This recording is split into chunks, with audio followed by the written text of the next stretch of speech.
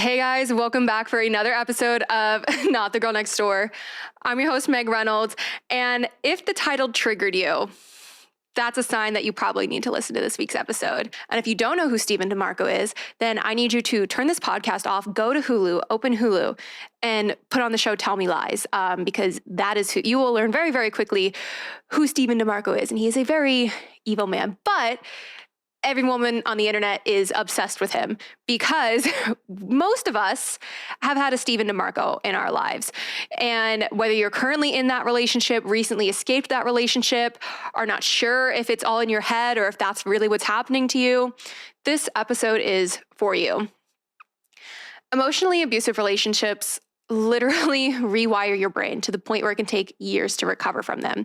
And a lot of the times when we get into an emotionally abusive relationship, of course it doesn't start out that way. You know, the first couple months, it's usually so great. Normally it's love bombing, trauma bonding, whatever it is, but it never starts out the way that it ends, of course, otherwise we wouldn't stay. You know, for me, I am 5 years removed from the emotionally abusive relationship that really was the catalyst for a lot of my 20s. And even though we broke up in 2021, I did not get him out of my life until 2023. And even still, he tried to contact me just this summer. That is what abusers do, is they will find ways constantly to get back into your life. And yes, that literally means that even in the early days of doing this podcast, where I'm sitting here trying to process all of this, I was still navigating this shit. I was still dealing with him. I couldn't get him out of my life. And boy, did it drive him nuts that I would talk about him on this podcast. And that relationship was only 1 year of my life. And yet it has done years worth of damage. And, you know, there's so many reasons as to why I ended up in that relationship. And, you know, I know a lot of people still think that I still love him or have feelings for him because I still talk about it. No, the reason that I still talk about this relationship is, one, like I said, it was the catalyst for so much of this podcast in my 20s, but also because I think it is so important. Because growing up, you know, when you heard the term abusive relationship, you automatically thought of physical violence. At least I did for the longest time. And that's why for the longest time too, I didn't realize I was in an emotionally abusive household. My dad was emotionally abusive, and it sucks to have to label it like that, especially as I am navigating reconnecting with my father. In fact, this week he's coming to visit me, and it'll be the first time I'm seeing him in 2 years. But that is part of the key to getting over emotional abuse, is calling it what it is, and it's emotional abuse. And it feels so hard sometimes to use those words. But, you know, I still talk about it because it, one, has helped me process. And again, I want to raise awareness and all of these things, but I want people to also understand that while love can and sometimes should be hard, it shouldn't hurt. You know, they say there's always, people go back and forth of, no, love should be easy, love should be hard. Like, you need somebody that you can be unhappy with, right? You need someone that you can suffer with and suffer well with. And that's what I mean when I say love should be hard. But the person that you love shouldn't be the one hurting you and causing you pain. They may hurt your feelings from time to time. You guys will fight, they'll make mistakes, but the hurt and the pain and the suffering that comes from emotional abuse is not normal, will never be normal. And for me, I'm 5 years removed from it now, and I don't know if it's my frontal lobe development or just the fact that it has been so long and I've spent so much money in therapy sorting through this shit, but I can see it all so clearly now. I can see the patterns, I can see the manipulation, I can just see it all. And now that I see it, I can't unsee it. And I can't unsee the patterns in my own life. I can't unsee the mistakes that I even made and the ways in which I contributed to those cycles and dynamics and the ways I repeated those same mistakes in other relationships. Like, once you see it, you can't unsee it. With these kinds of relationships, there is this idea that when you're in it for so long, you just have to stay, right? Like, we convince ourselves we've already put in so much time and effort and energy into this relationship, so we just need to stay. It's the sunk cost fallacy. And I think what clearly illustrates this the most is, obviously in pop culture right now, the big topic is Kyle Cook and Amanda Batula's divorce. And they are, I think, a prime example of the sunk cost fallacy, and how no matter how much time you invest in a man and into a relationship, who they are when you're dating them is who they're going to be when you marry them. Okay, they're not going to change unless they want to change from themselves. Maybe you're not a reality TV person, but if we have learned anything from the Bravo reality men, it's that no man is going to change unless he wants to change. And it is so blatantly clear to me that it never once occurred to Kyle to put Amanda first. Again, this is a parasocial commentary. I don't know these people, but the fact that we have on record Paige, which if you don't know who Paige DeSorbo is, another character from Summer House, but there's literally a clip going around right now where Paige is saying like, it is so much easier to call off a wedding than it is to get divorced. And the fact that like, again, I don't even think Kyle and Amanda would have ever gotten married had it not been for the show, because there is something about when your relationship is in the spotlight like that it's then almost becomes like, oh no, we need to prove them wrong thing. And I think on Amanda's part, you know, a lot of this was cognitive dissonance. And cognitive dissonance is basically when your brain can't hold two conflicting beliefs, right? So it's in relationships specifically, it's like this person says that they love me, this person says that I'm the love of their life, and yet all of their actions are hurting me, and they're showing me that they don't care. And so it's like your brain is trying to make sense of that. And that's how we get stuck. That's how we get stuck in toxic relationships, because it's like, well, they say they love me and they say they want us to do all these things and get married and have babies and build this life together. But then everything else that they're doing, they're cheating, they're lying, they're hurting me constantly. And it's like your brain can't make sense of it. So yeah, I still talk about this relationship because it affected me for so many years. And like I said, for so many years of this podcast, I was still dealing with it. And I was encourage, and I was honestly being a hypocrite at some points, and I'll own that. I was telling you guys, don't let a man treat you like this, and if all these things, and yet I was doing it, and it was because of how I felt about myself. And I'll get on the ways in which I contributed to that dynamic in a minute. But I still talk about it because a lot of the times too, as women, our body will know that a man isn't right for us before our mind can consciously communicate that, and our heart knows it. Like for me in that relationship, my hair was falling out in like chunks.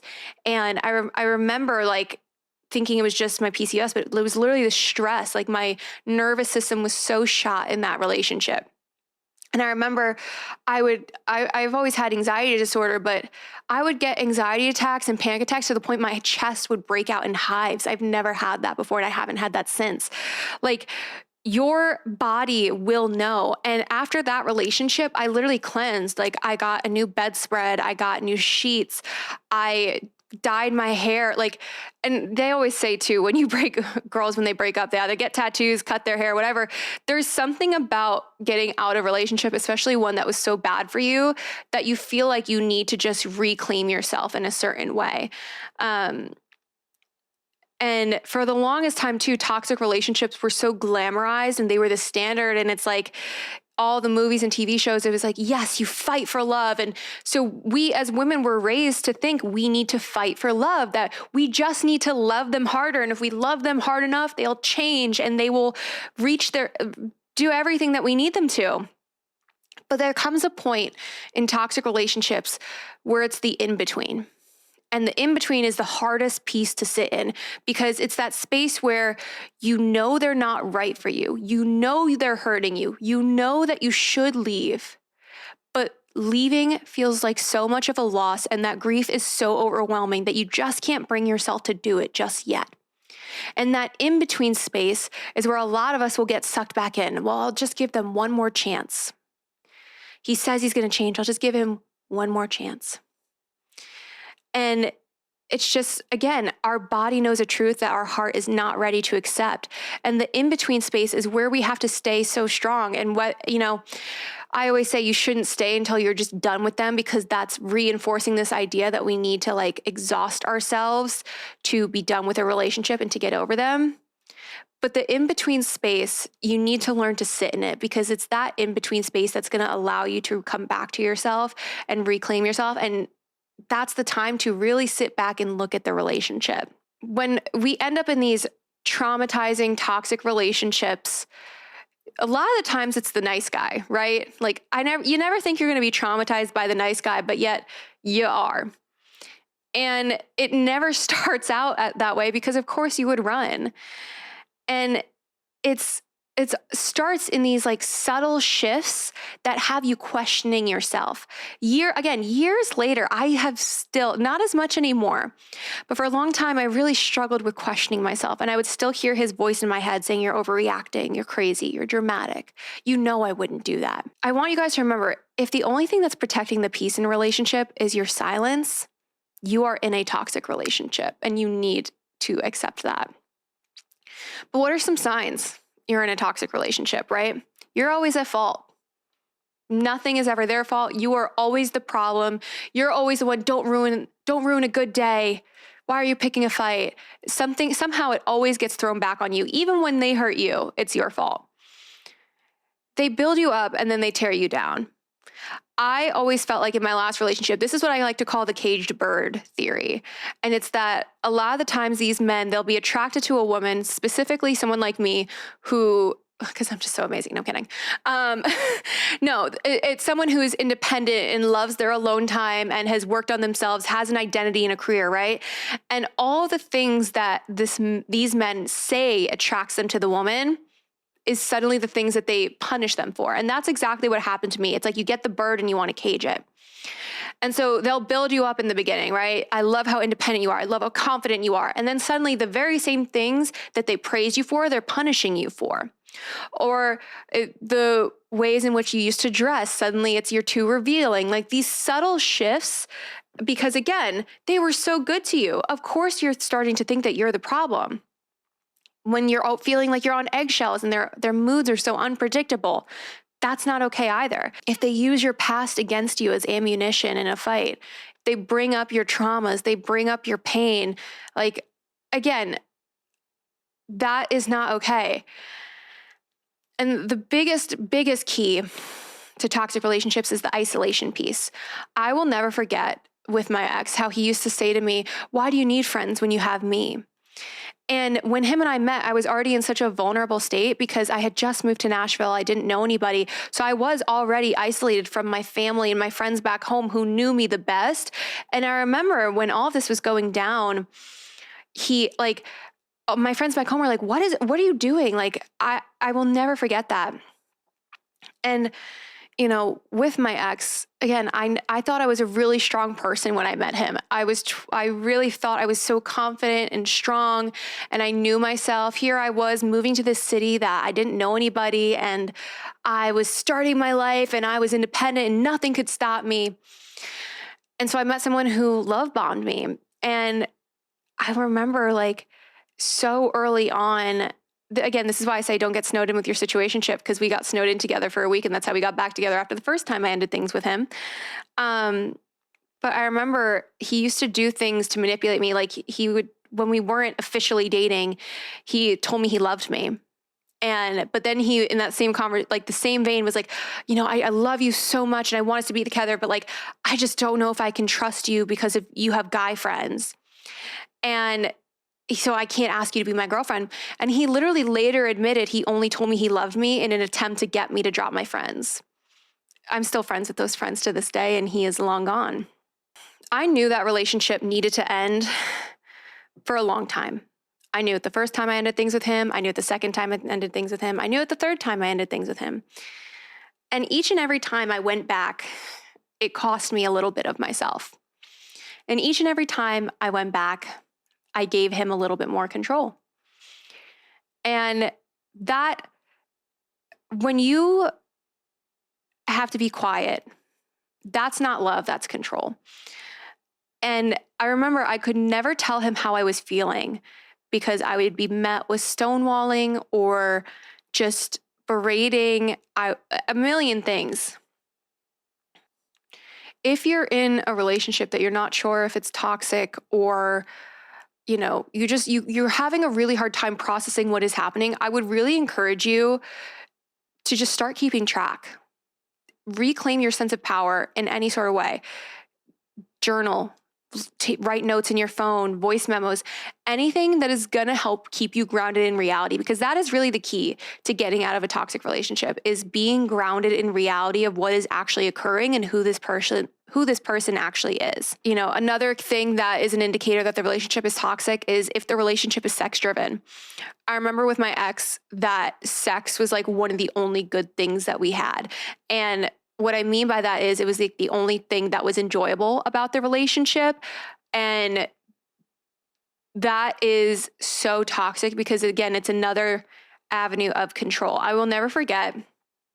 This was like it was when I was home for the first time. Again, another thing about toxic relationships is they will hold on to pieces of information to use in a fight later. And what I mean by that is they'll pick a fight with you when you have something going on. For me, he always picked fights with me when I had events going on. I was going out with my friends. This particular time, it was the first time I was going back home since moving to Nashville. And it was around the 4th of July. I was at a memorial service for a family member who had passed. He was picking a fight with me there. Then it was my mom's birthday, and he was picking fights with me on my mom's birthday. And this fight was crazy because it literally was pertained to sex. He all of a sudden told me that when I got back to Nashville, we weren't going to have sex for 90 days because it would make him a more powerful man. No idea what the fuck that means. But I remember just being like, what are you talking about? One, two, like, what does that mean? Like, are you not going to kiss? He was like, no, I'm not touching you for 90 days. It was just another weird way for him to try and initiate control over me. But when I broke up with him the following day, he was like, I just was mean because we've been fighting so much lately, blah, blah. He was trying to backtrack. And I'm like, but that's not what you said. So he lost the control over me.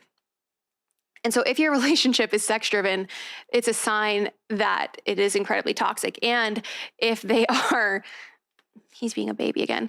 And if that's the only good thing.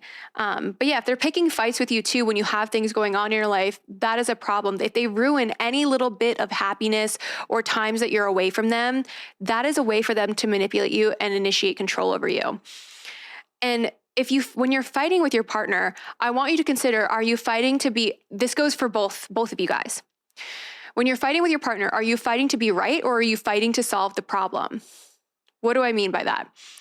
If you're just fighting to be right and you want to win the fight, you're being toxic. And if you feel like that's what they're doing, they're being toxic. But if you're fighting to solve the problem and you're trying to that's you guys being a team and trying to get to the root cause of an issue. But just trying to fight to win, that is toxic behavior. Trauma bonds also, I think, go hand in hand with toxic relationships. For me, in this last relationship, again, doing all my work in therapy, I've talked about this so much on the podcast, how I felt like I couldn't fix my dad, so I was trying to fix my boyfriend. That's fucked up. Figgity fucked up. And I still, and now it's funny because as I'm mending the relationship with my dad, it's really changed the way I date too, because I just don't tolerate the bullshit anymore.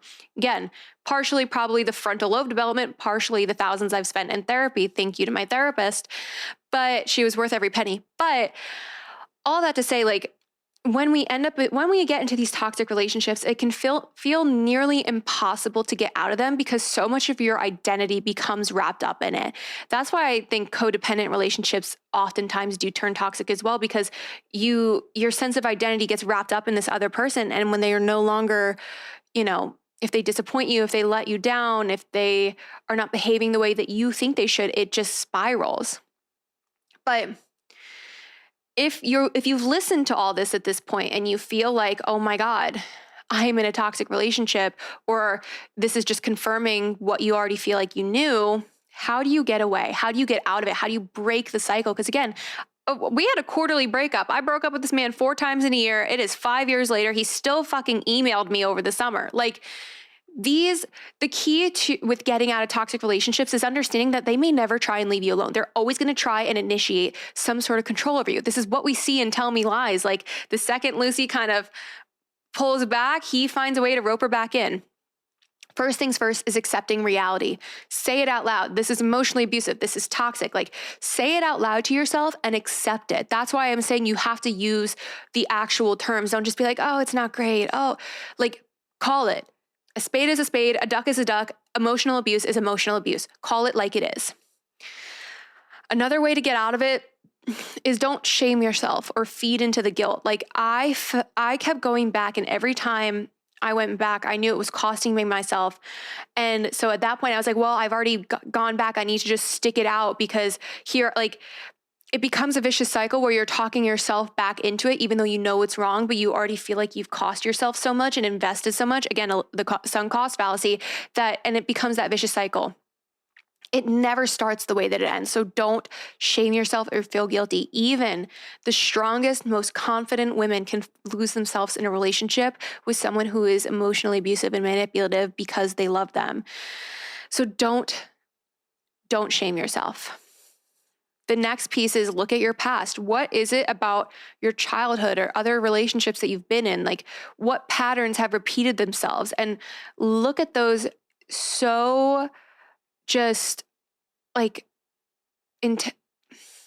just look at them so, what's the word?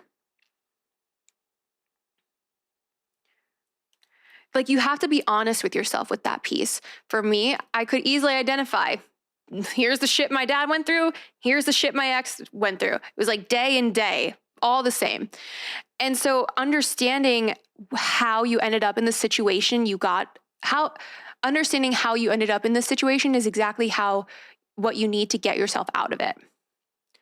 You also need to create distance. It's not just enough to break up with them. For me, I wasn't able to break up with my ex until I was back home. Literally, that was the third time we broke up. The last time that I broke up with him. Again, we all know he ended things with me the final time by saying he realized he didn't love me. He was just doing what I had to do to keep me. He was just doing what he had to do to keep me around. Fucked up, right? First time I broke up with him, I was back home. The second time we broke up, my aunt was visiting. The third time we broke up, I was also back home. I was removed from him. He didn't have access to me. And so it made it easier and less scary to end the relationship because I felt safer. So if you physically need to remove, again, if you live with this person, go stay with friends, go stay with family. Like, whatever it is, like, you need to do that. Create that distance. You need to trust the pattern over the person. So even if they're begging for you back on their hands and knees, crying, screaming, throwing up that they love you and that they will change, you need to trust the pattern over their person. Trust that through their actions that they've already shown you when they had chance after chance after chance to make it right and make their relationship work, believe that over whoever's on their hands and knees, screaming, crying, sniveling, snot drooling, over how he loves you so much. No, he doesn't, because if he loved you so much, he would have loved you right the first time. Sometimes too, in order to wake yourself up, this is going to be a little bit of toxic of me.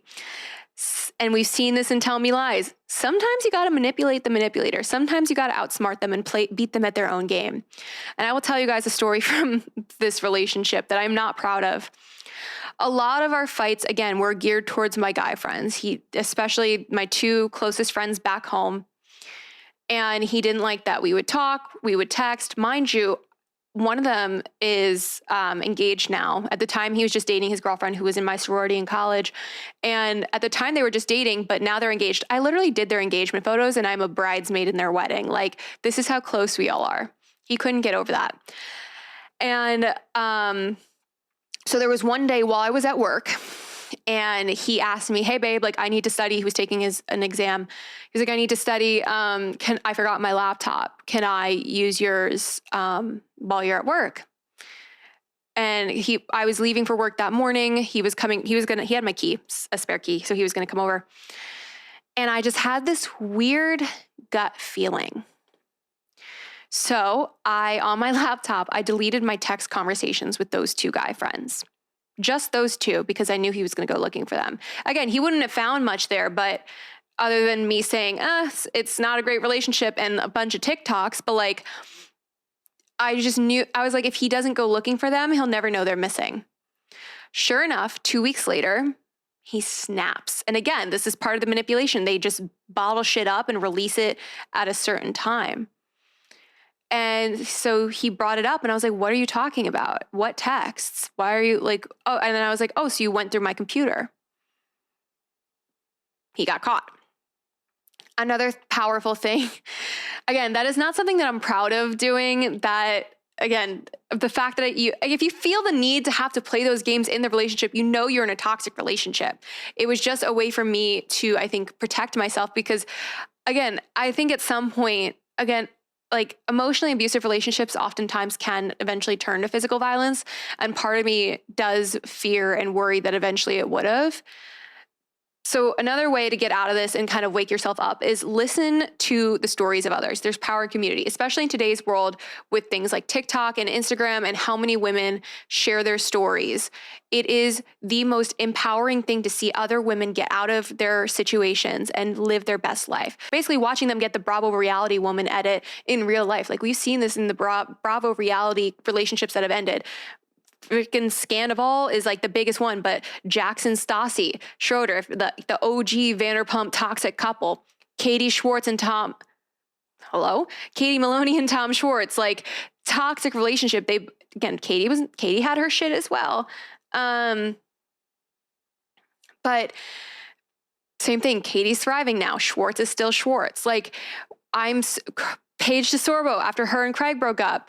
She's still thriving. Like watching these women step back into their power and reclaim their energy is so just satisfying. It's beautiful. It's empowering. And the biggest piece of this too is no contact. No contact, no contact. Cut it all off. Block them. Do whatever you have to do. But that was why I was in this constant cycle of breaking up and getting back together multiple times. Even from 2021 to 2023, still we would talk, we were trying to be friends and like, it was just constantly toxic. Like we couldn't even do that. Every single conversation just broke down into a fight about the same shit, the absolute same shit. Like, at that point, you're kind of like a drug addict. Every single time you go back, you're telling that person no matter how much they disrespect you, they are never going to lose you. So you need to cut it off at the source. You need to stop going back. You need to go no contact. Don't check their stories. Don't check their Snapchat. Block them on everything. If you need to, block their email, because apparently I needed to do that because I still got an email. But every single time you go back, you are, again, like I said, I lost myself a little bit more each time because I knew I was disrespecting myself each and every time. And I still did it in the name of love. And I wanted so badly for that relationship to work because of my own wounds. And this is what I mean, where you need to sit and examine how you're contributing to the cycle. I always said if it wasn't going to be him, it was going to, and you guys have heard me say this before, that if it wasn't going to be him, it was going to be some other guy that treated me this way because of how I felt about myself. And it's because I had so many unhealed wounds from my childhood that I didn't even realize that I needed to work through.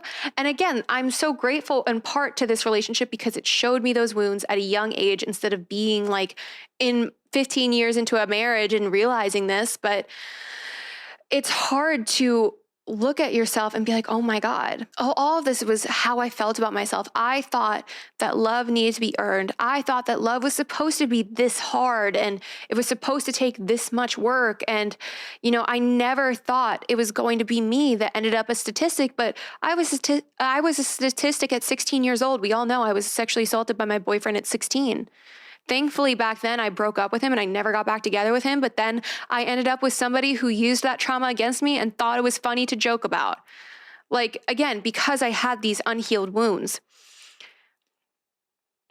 And hear me when I say, I am not trying to victim blame. I am not trying to shame everybody. I know when you're in a toxic relationship, you are doing that enough for the rest of the world. You feel so ashamed and you feel guilty, especially if it's cost you your friendships, your family, like if it's cost you everything. And the more it costs you, the easier it is for you to talk yourself into staying because you're like, well, what else do I have? But if you're finding yourself in toxic relationship after toxic relationship, and you're constantly repeating these patterns, you are contributing to that cycle and that dynamic in some regard. And you need to do some serious self-reflection because there comes a point where those around you are also you're going to start being toxic towards them. And the wounds that have been inflicted on you, you're going to start inflicting onto others. And that is not fair. And that is when you become the problem. And I'm so thankful I realized that before I became that person, but I have watched other people lose friendships, lose their best friends over a toxic piece of shit who never deserved them in the first place. And the aftermath, it's gonna be hard. Like I said, you're literally going through a withdrawal. Your nervous system is shot. You're anxious as fuck. You feel like you've lost yourself, and maybe you feel like you have to start completely over because you lived with this person, you had a dog with this person. Hell, maybe you were married to them. Like, the longer these toxic cycles go on and the longer these emotionally abusive relationships go on, the harder it is, the longer it's gonna take you to heal from. They say on average, like, I think it's like it takes you as long as your relationship to get over that relationship. So if you dated for a year, it'll take you 6 months to get over them or something like that. It is significantly harder and longer when that relationship was toxic because of the psychological damage that it's done. And so healing from these relationships isn't about getting over them. It's about coming back to yourself. Healing from a toxic relationship isn't just about being like, fuck you, fuck this, fuck them, fuck that. Like, fuck you, you're a piece of shit. That's not what it's about. It is about you coming back to yourself and remembering who you are again, because you more than likely lost your entire identity in that relationship because they stripped you of it. They strip you of everything that makes you you. When we broke up for that final time, again, he had a way of doing things when I had things going on in my life. So he did it right before I went back to Syracuse to have my fake graduation, because it was 2021. I was a pandemic graduate. So it was 2021, and it was like the week before I went up. While I am in Syracuse, seeing all of my friends again for the first time since we had to leave school in May of 2020, this man is texting me being like, I need your advice.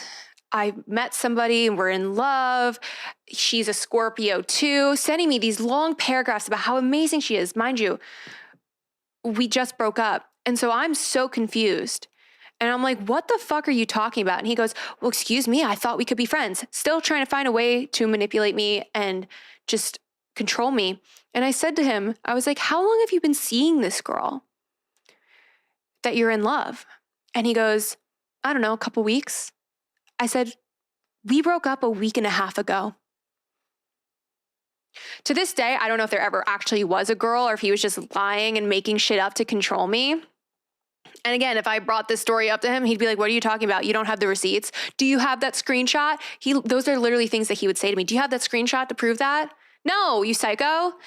But I will never forget when I got back from Syracuse, I was so distraught.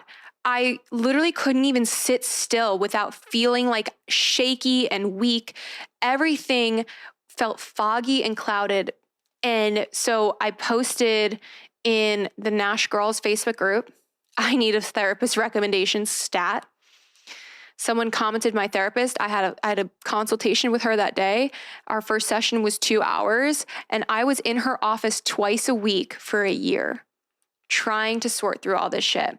And the thing was, I thought I was signing up for therapy just to deal with this relationship, but I didn't realize back then how much of my childhood impacted this. The thing I realized in healing and all this is that as long as I have myself, I will never be alone. And as long as you have yourself, you'll never be alone. That does not mean you won't feel loneliness in your life. That does not mean you won't crave friendship or crave partnership. That's not what any of that means.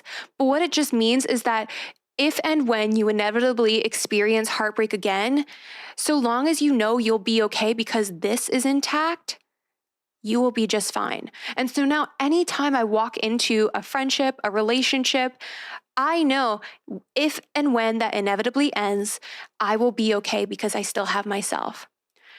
And I say this to you guys all the time, not everybody in our life is meant to be a forever person. Most relationships are not meant to last a lifetime. They're meant to teach us something about ourselves. They fit us at that version of ourselves at that time in our lives. Like, this is the only thing you have until the day you die is yourself. So you need to learn who you are and how to love yourself properly so that you don't keep repeating these same toxic habits. We see this in the show, Tell Me Lies. Like, these relationships can span years, but you can take pauses in them. Like, there is no limits to what or how people experience emotional abuse. And you don't know how someone's going to react to said emotional abuse. There's so many toxic relationships in that show, like Bree and Oliver. We see he was a predator and he's controlling her, making her feel insecure. Like, even if you have never experienced a toxic relationship or an emotionally abusive relationship, I would so still encourage you to go to therapy and just kind of, I think everybody should go to therapy. We all know this, but it's so important to reflect on your childhood and the wounds that you may have, because you just don't know. And the more in tune with those you are, the less likely you are to end up in a situation like this. For some reason, as women, we all have had a Stephen DeMarco in our lives. And I don't know why. I know, like, yes, we can sit here and say society trains us to do this, all this stuff. But for some reason, every single woman who has her Stephen DeMarco, that is like the catalyst for the just amazing woman she becomes and launches her into an incredible path. And so I'm not saying to get yourself into a toxic and emotionally abusive situation. That's not what I'm saying at all. But it's just a shame to me that this is like the trial that so many women go through, is having a relationship like that. When you go through situations like this, though, your emotional intelligence and your emotional discipline are the two things that you need to arm yourself with. And what do I mean by that? Emotional discipline is your ability to look at a situation and be like, yeah, this sucks. Oh my God, I want to reach out to him, but I'm not going to. It's things like that. And you're no longer justifying somebody else's trauma and using their trauma as a way to excuse their bad behavior.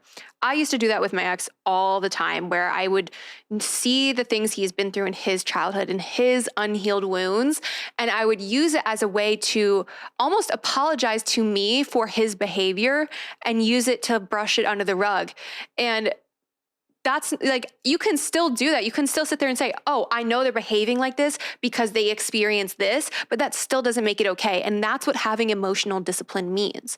It means you no longer explain away their bad behavior. And it's not going to be easy. None of this is easy to break these cycles. And afterwards, you may also have to kind of go on an apology tour and reach out to people who, you isolated yourself from. And that's also a really powerful and healing thing, is to talk about it. I know it is so easy out of the shame and guilt to just try and get it out of the way and move on and never speak of it again. But it is so important that you try and mend those relationships that relationship cost you, because taking that sort of accountability of, hey, here's what happened, and talking about it and verbalizing it is another way to reaffirm your reality and be rooted in reality and understand what happened and process it. At least I know for me. And I know not everybody likes talking about their feelings. It's uncomfortable. It grosses them out, whatever. But I firmly believe there is a reclaiming of power when we can talk about the things that we've been through, and we can talk about them in a way that is rational and logical. And that is, again, it's a sense of reclaiming your own power. And that, but without over explaining yourself. I know for me, something I've struggled with is over communicating and over explaining because of my trauma. And I want people to understand why I am the way I am because of the things I've been through. And there is such a fine line of doing that, and then you're like trauma dumping, versus I am reaching out to you because here's what I am going through right now, and this is how I am processing it. Again, that's what therapists are for. I don't know. Maybe someone can say, oh, girl, you still have some shit to work on. But I digress. If you find that you are in your relationship with your Stephen DeMarco, I want you to remember that you are not alone, that you are not weak, that it is not your fault that you're in this situation. Again, this is why too, it's so important that you don't fall in love with the potential of somebody, because you were sold a false version of that person, and you fell in love with someone who never really existed. And that was the hardest thing for me to accept in my last relationship, is that the man that I fell in love with never was really real. It was just the version of himself that he showed me, and the version of him that I held on to throughout our entire relationship. But it was all just a facade. And that is, again, I don't know what Lucy sees in Stephen DeMarco, because again, he's not so great, but she's also fucked up in her own ways. And hello, this is why we deal with our trauma. But when you see, again, once you see it, you can't unsee it. And when you finally see this person for who they truly are, I need you to accept it. And I need you to root yourself in that reality. Because the potential too that we see in people oftentimes is just what we would do in their shoes. And just because we think that's the potential they can reach doesn't mean they can actually reach it, because if they don't see themselves in that way, if they don't see that version of themselves, they're never going to get there. But it is so easy in a toxic relationship to hold on to this false idealized version of them because it's all you have, right? It's like, oh my God, if I accept that this isn't real, then what does that say about me? It doesn't say anything about you. It just means you were a girl in love and you fell for the wrong guy. That's all it means. What says more about you is if you acknowledge that they're not who you fell in love with, and then you still say, I know I did time and time again. I was like, I don't think this is my person, but I still stayed because I wanted him to be so badly. I so badly wanted him to love me the way I deserve, because then I thought everything else that I went through would have been all worth it. And that's so fucked up to hear and say out loud, that I thought if I just loved him harder and I got him to love me, then all of this would be worth it. And it would say that I am worthy of love. But the thing I know now is I am worthy of love. And so are you. I am worthy of a healthy and good relationship, but he was never going to be the man to give that to me. And whoever it is that you're thinking of as you're sitting here and listening to this episode, they're not going to be the person to give that to you either.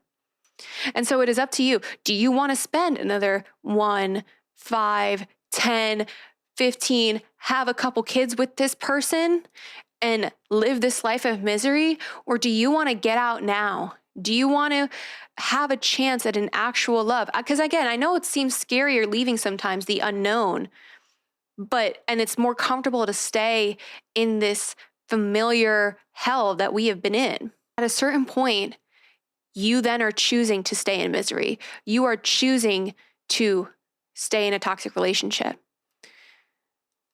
Only you can choose to you got yourself into it. You have to get yourself out of it. And again, this is all very nuanced. I am not victim blaming. I am not victim shaming, especially if there is domestic violence involved, if there are kids involved. Everything is so much easier said than done. So I want to make that perfectly clear. But there is a strength in finding your voice again. And if you've lost yourself in the silence, the key to start reclaiming your power back is getting loud again. They're not going to like that. They may scream, they may yell. They're going to try and do everything they can to break you back down. You're going to have to be the one to build yourself back up. And honestly, that makes you 10 times stronger when you do it on your own. Because if you needed them to build you back up, you're giving them everything. You're giving them control of yourself. Build yourself back up, because then they can't take it away from you. Whew. Well, I've talked a lot, but that is all for this week's episode of Not the Girl Next Door. If you are not already subscribed to the Snail Mail Club, please do so. February's prompts for the journal entries are going to deal all about relationships and love, and they are really reflective. I've obviously written about them myself in my journal, and it gives me a lot of clarity when I do that. I thank you guys so much for signing up. If you already have, it really means the world to me that people are joining this, and I think it is such an intentional thing that you can do for yourself. This is your weekly dose of tough love. The Snail Mail Club is your monthly dose of tough love, and it's just a little bit extra. So sign up for that. You can find that on my beacons. That link is also on the podcast page. It's at Not the Girl Next Door Podcast on Instagram. It's also on the YouTube page. Subscribe to us on Spotify, Apple. I'm going to link the link also in this episode description to sign up, of course.